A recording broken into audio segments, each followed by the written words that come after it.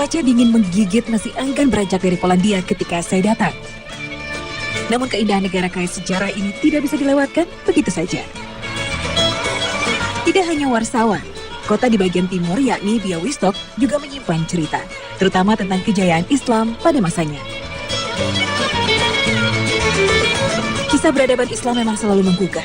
Inilah yang mengantarkan langkah kaki saya untuk terus menjelajahi Polandia. Polandia memiliki sejarah yang sangat panjang untuk menjadi negara merdeka. Bahkan negara ini pernah lenyap dari peta Eropa selama 123 tahun. Namun siapa menyangka Islam turut memberi warna bagi bangsa Polandia. Muslim Tatar dari Asia Tengah datang pada abad 14, menetap dan kemudian berasimilasi dengan warga sekitar. Namun sayang, seiring dengan waktu, Muslim Tatar mulai kehilangan identitasnya. Mereka tidak lagi teguh menjalankan syariat Islam. Beruntung di kota Białystok ini terdapat satu muslimah yang peduli dan aktif melakukan syiar Islam. Adalah bangsa Tatar yang pertama meletakkan sejarah Islam di sini. Para pejuang tangguh yang membantu Polandia mengusir penjajah. Sayangnya, seiring waktu bergulir, bangsa Tatar tidak lagi menjadikan Islam sebagai pegangan hidupnya. Ketika Perang Dunia ke-1 dan 2, Polandia berada di bawah cengkraman Rusia dan Jerman. Imbasnya kehidupan beragama sangat dikekang, tidak terkecuali bagi para Muslim Tatar.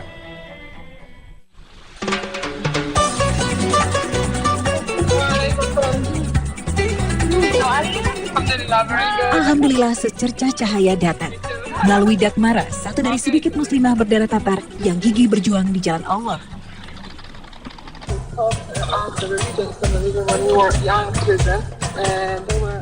Sister Dagmara, you are just a few of Muslim Tatar who still practice your religion. So what makes you have this kind of spirit and so not for yourself but also teach to another Muslim? I was taught by a teacher from Yugoslavia and teachers from Arabic countries who came here to study, for example, medicine. And they taught us that if we are Muslims, so we have to practice our religion. Why I want to teach another? Because someone taught me, so I want to pass this knowledge. So I am the teacher, and I hope that there will be more and more, inshallah, people like me. Sebaik-baik ilmu tidak akan berguna jika tidak untuk dibagi. Begitu prinsip Dagmara. Alam yaj'al kaidakum fi Meski akhir pekan, bukan berarti kesibukan Dagmara berhenti. Perempuan 34 tahun ini punya jadwal rutin untuk mengajar anak-anak Muslim. Karena jumlah anak-anak Muslim di kota Białystok ini sangat sedikit, jadi tidak memungkinkan bagi mereka untuk mendapatkan pendidikan Islam di jam belajar mereka. Sebagai solusinya, di setiap hari Minggu mereka akan berkumpul bersama Sister Dagmara, belajar tentang ilmu-ilmu Islam, huruf hijayah dan juga surat-surat Al-Quran. Luar biasa melihat antusiasme mereka. Waktu libur, ketika anak-anak lain bermain, mereka masih menimba ilmu dengan penuh semangat. Metode yang digunakan Dagmara juga membuat kelas lebih semarak. Belajar membaca huruf Arab hingga menghafal Asmaul Husna menjadi lebih menyenangkan. Saya juga sempat membawa Iqra dari Indonesia. Semoga bisa mempermudah mereka belajar huruf Arab. Kelas ini memang membawa angin segar bagi keluarga Muslim Tatar. Meski hanya diadakan seminggu sekali, namun hal ini bisa menjadi titik tolak bagi perkembangan Islam di Białystok.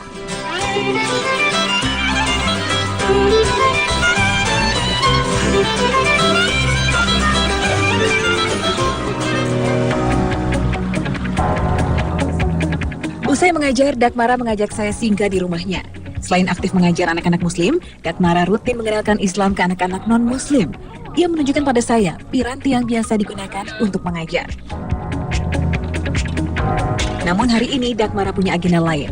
Ia akan mengajak saya ke Krusniani, satu dari 2 desa asli Muslim Tatar di Białystok. Tentu saja saya tidak akan melewatkan kesempatan berharga ini. Nah, meskipun Sister Dagmara ini sangat sibuk, gak punya sempat. Belum melaju ke Krusniani, kami akan singgah dulu ke rumah Ibu Dagmara, Sofia, untuk menitipkan Rean, anak bungsunya. Dalam apartemen munggal ini, Sofia tinggal sendiri. Rukun Islam memang tidak dijalankan dalam keseharian mayoritas Muslim Tatar. Namun mereka tidak lupa untuk senantiasa berdoa pada Allah. Nah, meskipun keluarga Tatar umumnya tidak bisa membaca atau memahami isi Al-Quran, tapi mereka punya ini, hamayo atau buku doa. Isinya mulai dari Al-Fatihah, ada juga rukun Islam, ada Yasin. Jadi ini adalah semacam panduan mereka untuk berdoa setiap hari karena ini ditulis dengan bahasa Polis, bahasa Tatar, dan juga ada pengaruh Rusia di sini. Jadi mereka lebih mudah untuk memahami.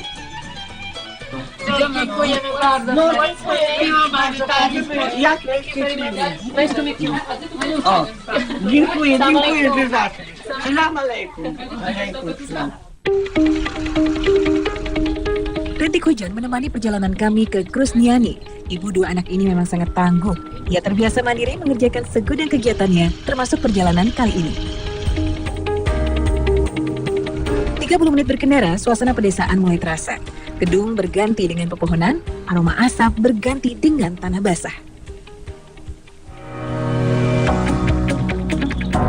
Alhamdulillah, sampai juga kami di desa di perbatasan Polandia dengan Belarusia ini. Rumah Zeneta, saudara Dagmara, menjadi persinggahan kami.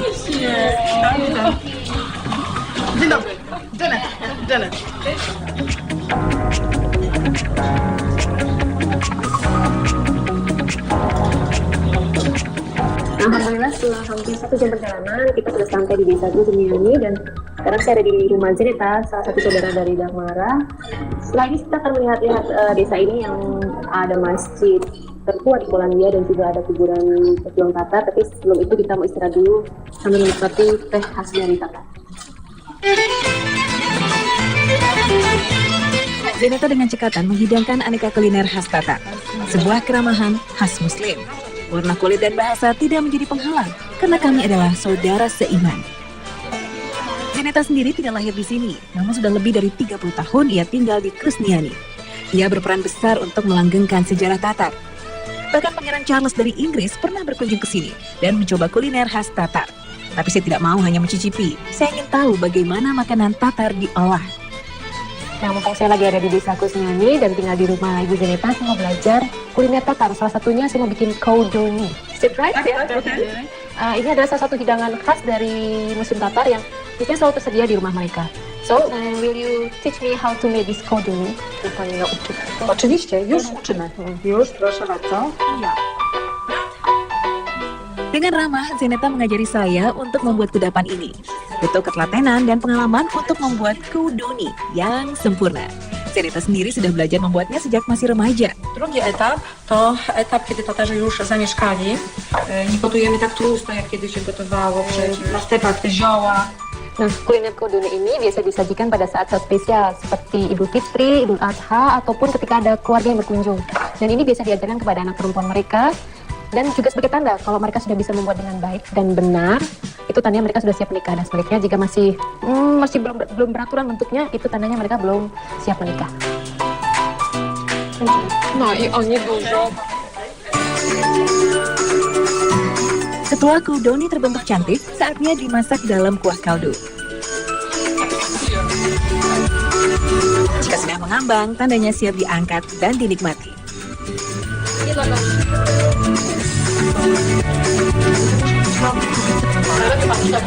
Nah, kalau kita lihat nih, koudoni ini mirip banget dengan dumpling yang dari Tiongkok ya, karena memang bangsa Tatar yang berasal dari Mongolia, mereka membawanya dari sana. Kemudian mereka sudah tinggal di sini selama bertahun-tahun dan meneruskan masakan ini di sini. Jadi tidak hanya keluarga Tatar yang memiliki masakan seperti ini, bahkan ini sudah juga menjadi masakan khas Polandia. So, let's try. Setelah rehat, Dagmara mengajak saya melihat suasana di desa Krusniani. Nah, di desa Krusniani ini adalah rumah bagi Muslim Tatar. Karena ketika mereka datang 300 tahun yang lalu, mereka berhasil membantu pemerintah di Polandia untuk mengusir penjajah, dan sebagai hadiahnya mereka mendapatkan tanah di desa ini. Karena itu tidak heran, pada saat ini kita masih bisa melihat berbagai peninggalan dari Muslim Tatar. Salah satunya adalah masjid yang akan kita datangi sekarang. Inilah masjid tertua, tidak hanya di Krusniani, tapi juga di Polandia. Masjid ini dahulu dibangun oleh umat Katolik pada tahun 1795. Karena bangsa Tatar hanya handal berperang, tidak cakap mendirikan bangunan, tidak mengherankan masjid ini lebih menyerupai gereja. Tidak hanya sebagai tempat ibadah, masjid ini juga menjadi penanda sejarah. Pernah hancur pada Perang Dunia Pertama, dan sempat menjadi rumah sakit Jerman saat Perang Dunia Kedua adalah sedikit kisah yang tersemat. Tidak hanya saya yang takjub, Dagmara juga selalu terkesima dengan masjid ini. Aroma kayu dan suasana syahdu seperti membawa Dagmara keingatan masa kecilnya. Tidak jauh berbeda dengan suasana di luar, di dalam masjid juga sangat sepi. Masjid ini akan kembali pada fitrahnya ketika musim panas dan perayaan Idul Fitri. Muslim Tatar akan pulang kampung dan memenuhi masjid untuk sholat berjamaah. Semoga kelak masjid ini akan kembali ramai dengan doa setiap saat, bukan hanya ketika perayaan istimewa.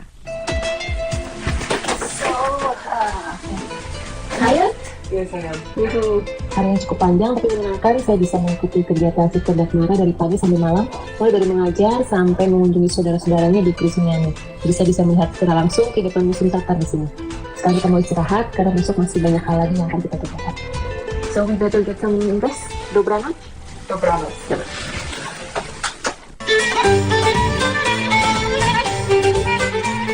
Hari baru datang, saatnya kembali menjelajahi kisah Muslim Tatar yang tersimpan di Krusniani.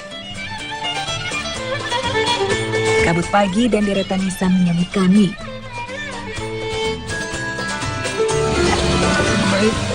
Tatar soldiers fought for Poland. You can see Arab here. You see them all because the holy verse has got cloth.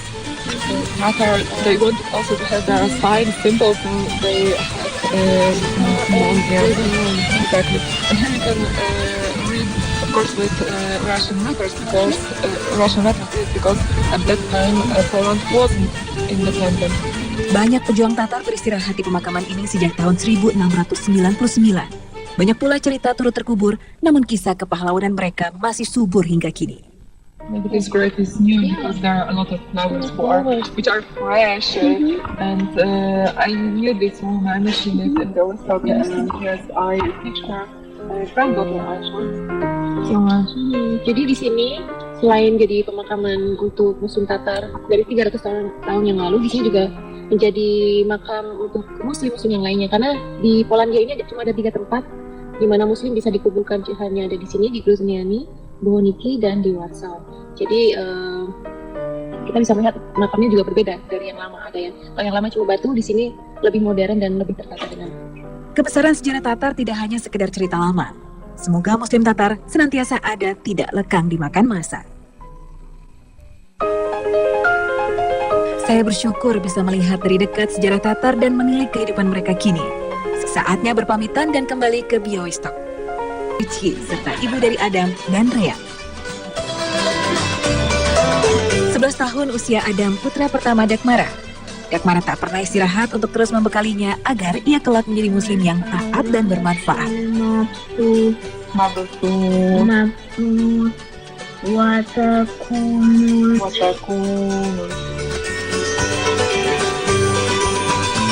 Suami Dakmara juga merupakan muslim asli Tatar. Layaknya Dakmara, jalan yang ia lalui sebagai muslim di Polandia kerap berliku.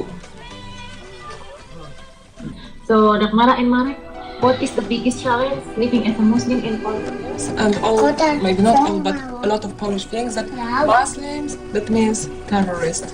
Sometimes I even afraid to go out from home, especially in the evening, because I'm afraid that someone can hit me or someone can scream at me or even take my hijab off.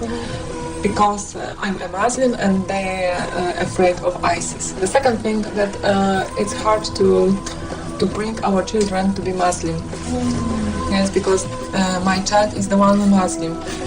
For example, Ryan, he goes to kindergarten and we have to ask, can you please don't give to Ryan pork because he is Muslim and he can't eat pork. And sometimes they agree, sometimes they disagree. So even this is a problem. So is it also difficult for you to be a Muslim in your work? Tak, to nie jest też takie proste. Po pierwsze, z przyczyn jakby technicznych, jakby no nie jest, że tak, otoczenie, które nie rozumie za bardzo takich prostych. No trzeba nad sobą pracować, mieć dużo cierpliwości i jest dobrze. Alhamdulillah, Dakmara tidak pernah mengeluh apalagi menyerah. Ia bangga sebagai muslim Tatar Polandia yang menjadikan Islam sebagai lentera kehidupannya. Amin. Di akhir hari, masih ada satu lagi agenda menanti Dakmara. Sekali dalam seminggu, ia menyempatkan waktu untuk halaqah. Ia tidak ragu membagi ilmu dan berdiskusi bersama Muslim Tatar lainnya maupun dengan mualaf. Mereka saling mengisi dan berbagi pengetahuan.